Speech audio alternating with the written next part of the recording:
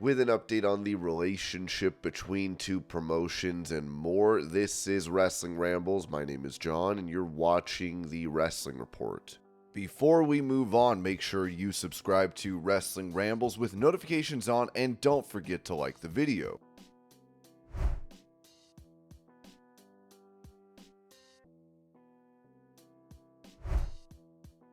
Mentioning WWE's firing of Mandy Rose due to her explicit photos online, former WWE star Matt Morgan said this on his Gigantic Pop podcast. Mandy Rose was a trillionaire waiting to happen. I'm sorry, I don't care what anybody says. I don't care what her hair color is, eye colors are. I'm sorry, that girl has charisma for days, and they missed the boat with that not to cash in on her. Because, she did her part. She did everything that you're supposed to do ad nauseum because she should have been called up even more prematurely, which she eventually got called up. I was very for the longest time, Glenn, how long would you say that she carried NXT? Girl or guy? I'm sorry. She carried it on her own. Mandy carried it over the guys. With respect to every guy in that division, I'm sorry, she was a more must-see talent than any guy in that division. WWE effed up majorly with her. Sorry.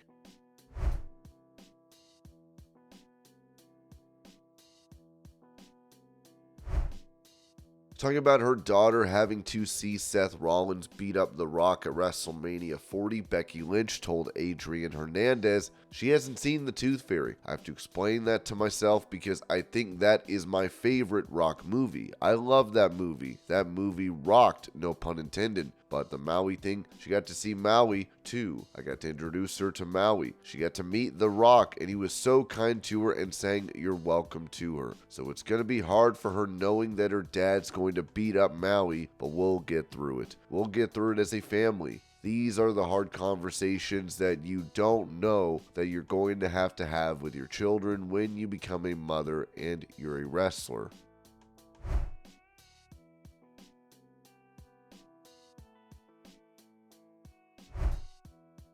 Briefly touching on her contract status and possibly re-signing with WWE, Becky Lynch said this on Getting Over. All in the ether. It's all up for conversation. Nobody has asked me that. Nobody said anything to me about it. I was wondering if anybody has noticed.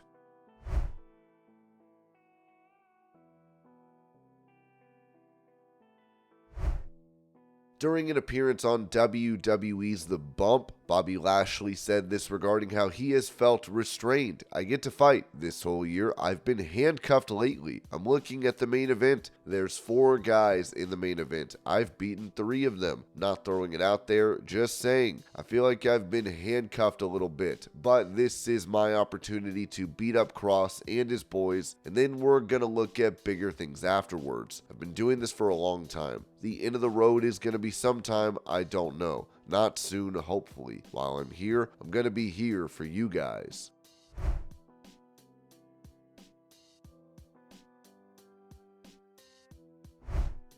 In that same appearance, Lashley had this to say regarding how B-Fab has been doing as a part of his faction. I think she's ready to take that step to jump into the upper caliber of the women's division. Lashley then said this regarding the possibility of adding more members to the group. We're not done yet because I've had different partnerships with different people. I've shaken hands with a couple of different people throughout my career. I'm kind of talking with someone else to see if maybe we can shake hands again and do something bigger. I don't know if that's going to happen. We may know who I'm talking about, but I'm not going to bring it out right now, but we'll see what happens. But our group can only get stronger, and I'm ready for it.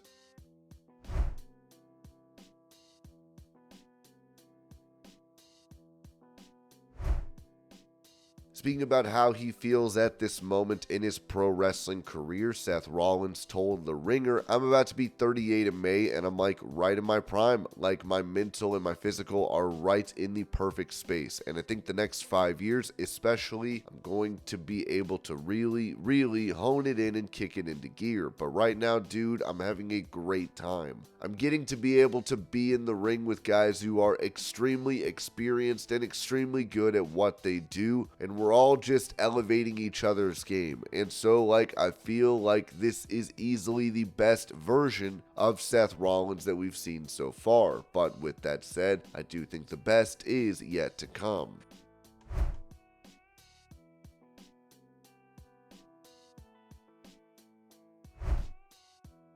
Mentioning a potential return to WWE, Kelly said this on Insight with Chris Van Vliet. I really want my twins to see me wrestle. I think it would be so amazing when they're like 4 or 5, and I don't even know if they would still understand. They probably would get it then. But like seeing that's my mom and they're sitting in the front row, and I just remember watching Michelle McCool when she came and did the Rumble and her daughter was sitting there and her daughter's face was priceless. And I'm like, oh my gosh, because that's what I want. If you could just see her daughter's eyes were just so big, and she was just like, that's my mom, so proud. And I just want that moment for me and my twins one day for them to just be like, that's my mom, and just go out there and kick some butt for a few minutes.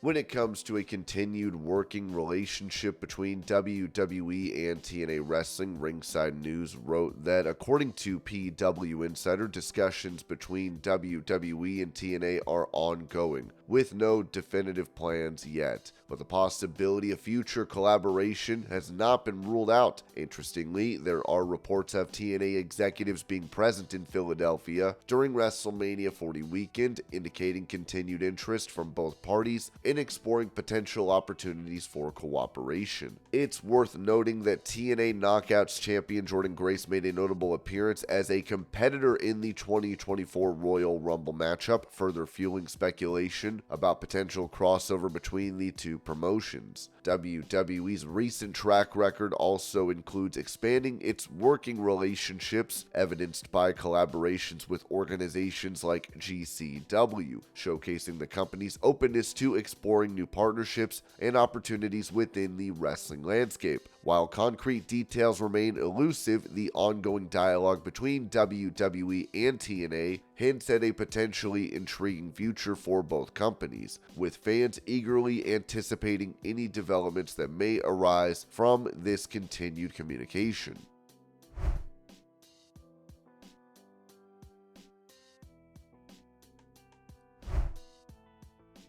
At the AEW Collision taping following Dynamite last night, Dax Harwood had this to say to fans in attendance. And with it being someone's dream, with it being all of our dreams, there's always going to be, so you probably know this, in your everyday life, there's going to be somebody who tries to strip it down, strip it from you, take it away from you, take your joy away. Don't let them do it. Don't let them do it. I don't care if they're in real life. I don't care if it's on fake life, social media. I don't care if it's in another company. Don't let anybody strip you of what you love, what you're passionate about, what you wake up for every single day. I know I talk about it to ad nauseam. I talk about it to the point of annoyance. I have what I perceive to be my God, my wife, my daughter, and professional wrestling. That's it. That's all I got. And AEW affords me that luxury. AEW affords me that life. And now, not only does AEW afford me that life, they afford me to do it with my best friends in front of all you people. But we got some tequila in the back waiting for us.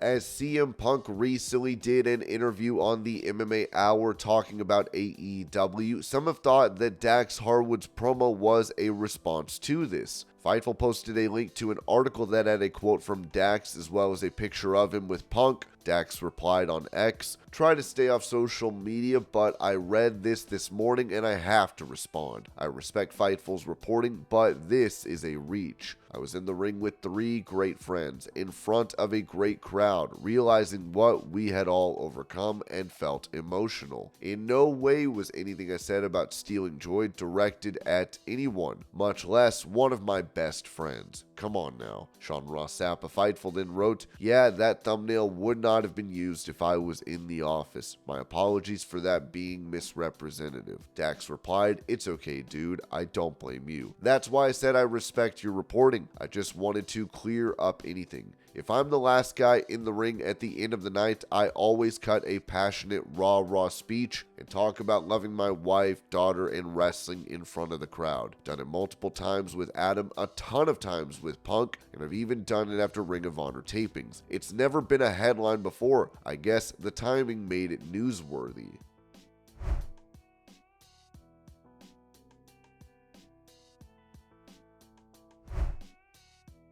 With CM Punk saying that AEW President Tony Khan is not a boss but a nice guy, Khan was asked about this situation during the media call for ROH Supercard of Honor. As he said, "I'd prefer not to talk about that. I'd really rather focus on the card and Supercard of Honor, but thanks for asking. I do appreciate you asking, and there's plenty of interesting things we can talk about here."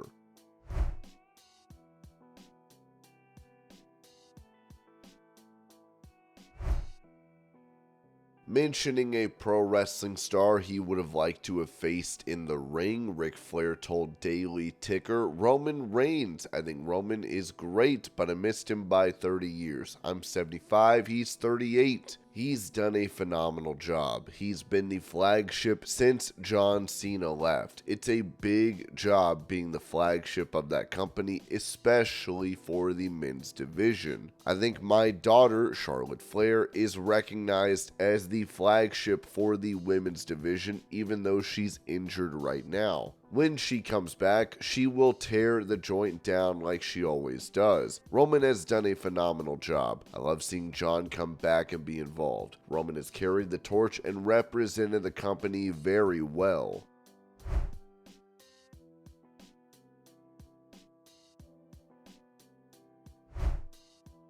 Talking about CM Punk's return to WWE, AJ Styles said this to the Ringer Wrestling Show. I mean, if you know anything about AJ Styles and CM Punk, you would know that we really don't care for each other. But if you want me to ruin everything that you think you know, I can. Past performance predicts future behavior. Some over at AEW are my best friends. Love them, trust them, know them, and I was expecting a problem when he came here, and I was wrong. The guy looks like he's happy to be here. He looks like a guy that I'd want to step in the ring with and tear the house down with him.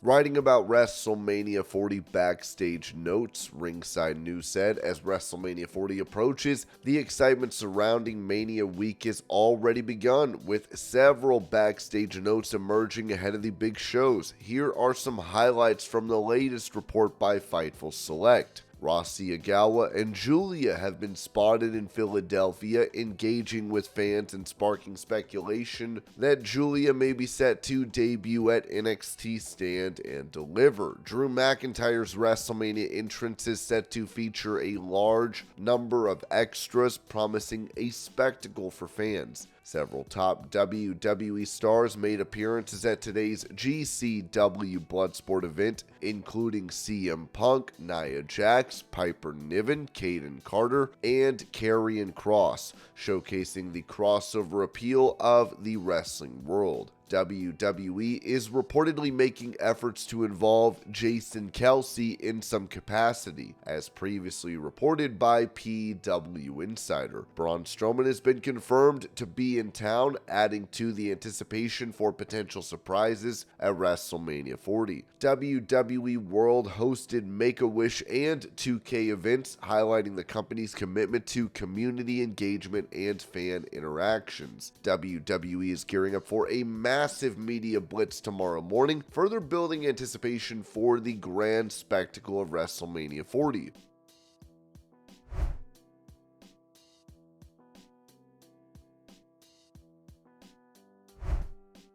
Responding to the idea of introducing a women's midcard title to the WWE main roster, Naomi said this to Going Ringside. "I'm always pushing for more TV time, more talent for us, more titles, absolutely."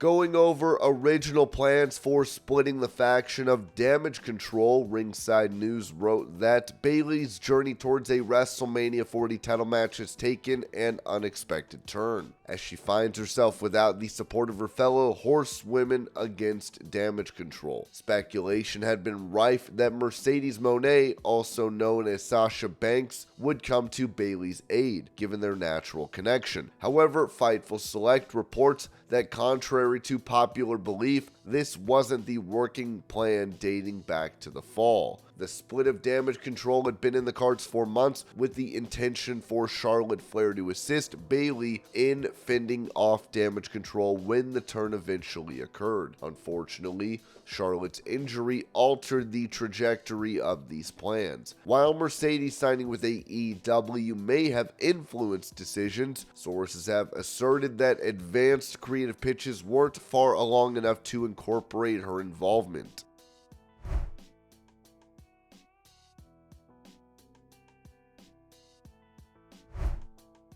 Asked by the Wrestling Observer about the closure of AEW's exclusive negotiation window with Warner Bros. Discovery, AEW President Tony Khan said this during the Ring of Honor Supercard of Honor media call. "I'm not sure that I'm able to answer that question. I don't want to endanger anybody who works here or get anybody in trouble. I'm not sure I can say. It's coming up soon. I probably shouldn't say the exact date. I do appreciate you asking that. I probably shouldn't say the exact date. It's coming up pretty soon here."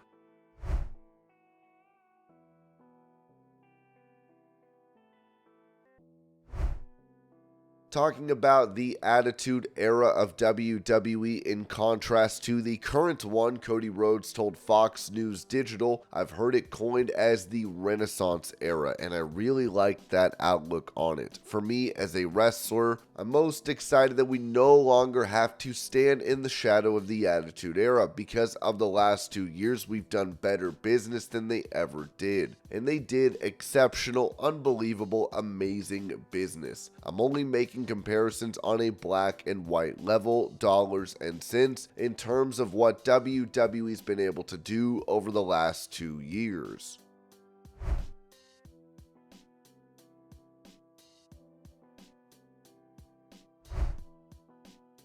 Sticking with Cody Rhodes, he would hint at changing the appearance of the WWE title if he is to defeat Roman Reigns on Night 2 of WrestleMania 40. Here's the clip. "The greatest champion in the history of our business, Roman Reigns, but if I do, maybe we change how that title is."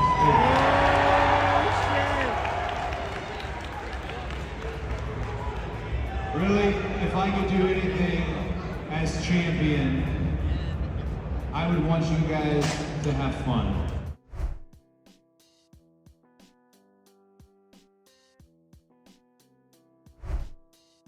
Touching on The Rock being brought onto the TKO Group Holdings Board of Directors, WWE CEO Nick Khan said this to The Town. "It's something that the first bell ringing day for TKO was September 12th. The conversation that Ari Emanuel, Mark Shapiro, Andrew Schlemer, myself, others was Dwayne Johnson would be really interesting for the board. Ari, Dwayne, and others, Brad Slater, who is an agent there. Ari and Brad have been across Dwayne's business for a long period of time. The idea of Dwayne and having his input on TKO, which is a part of WWE, was something we were desirous of, in having an ongoing dialogue with Dwayne in the past 2+ years about when are you going to come back. It finally made sense to him, the why. He would always say, I need to figure out the why. The interesting part for him is he's developed all these other businesses. Now he sits on the board of a publicly traded company that has an incredibly strong valuation, and that's great for him and great for us. that we can have him back on camera and in the ring. I think when it was just WWE, the board operated in a different way. I think because TKO is growth-minded, that's not to say WWE wasn't. We wanted to be the best sports entertainment / wrestling company in the world. But with MMA in mind and what could be out there, and with all of the great success the UFC had, our fans love him. I think he loves our fans. Wrestling is in his blood.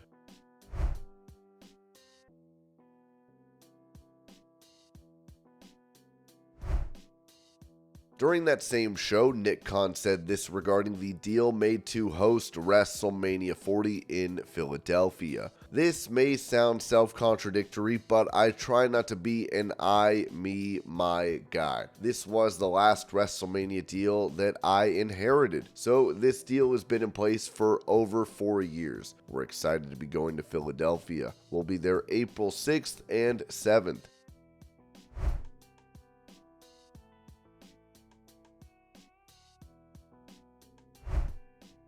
When it comes to Ronda Rousey accusing Drew Gulak of sexual misconduct from her time in WWE, Steve Carey of Ringside News posted a quote from Brian Alvarez on Wrestling Observer Radio, as it reads, "There were people today, or actually it was Tuesday when this story came out, and there were people there that thought, man, Drew Gulak's probably gonna be gone tomorrow."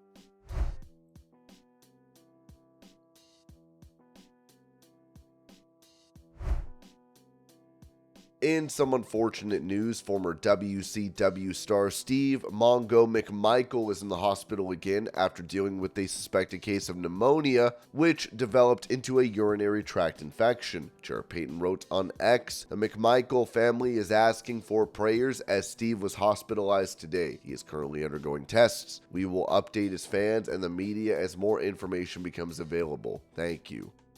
And this was your pro wrestling news update. I hope you're all having a great day. Thank you so much for watching, and I will see y'all later.